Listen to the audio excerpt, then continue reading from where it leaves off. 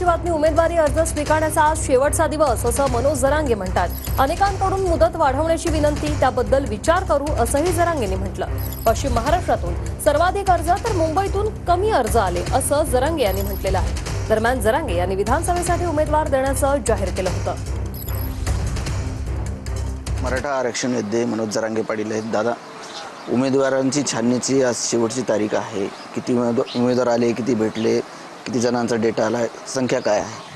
नाही, ते सुरूच आहे आणखी, कारण ते लय मोठा डाटा आहे। 700-800 तरी आलेत आत्तापर्यंत। पश्चिम महाराष्ट्रात सगळ्यात जास्त अर्ज आहेत। मराठवाडा, त्यानंतर विदर्भ, खानदेश, मुंबईत एकदम थोडे आहेत, कोकणातून काही आहेत। परंतु त्याचे आणखीन पाणी सुरू आहे, सगळे पोरं बघतायत ते। मला वाटतं आणखीन फोन येतात की तारीख वाढवा, तारीख वाढवा। आता वाढव तरी किती दिवस, बघू वाढायचे का नाही। परंतु TV 9च्या माध्यमातून मराठा समाजाला एक विनंती आहे राज्यातल्या माझ्या, की 29 ऑगस्टला आपल्या आंदोलनाला 1 वर्ष पूर्ण होतं।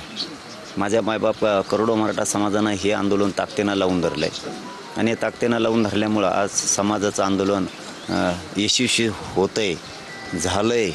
त्यामुळं हे सगळं श्रेय एकजुटीचं माझ्या मराठा समाजाला आहे। 29 तारखेला आपण छोट्याखानी अंतरवालीतच एक चर्चासत्र ठेवू। ज्यांना शक्य असेल त्यांनी अंतरवालीला या, फक्त कामं बुडून कोणी येऊ नका। आणि थोडेच या, लय पण नको। म्हणून मी आव्हान पण नाही केलं की 29ला याच म्हणून, पण चर्चासत्र ठेवू थोडंसं। आपले प्रमुख बांधव जरी आले तरी काय हरकत नाही। कॅमेरामन अमित आडेसह संजय सर्वदे, TV 9 मराठी, अंतरवाली, सराटी, जालना।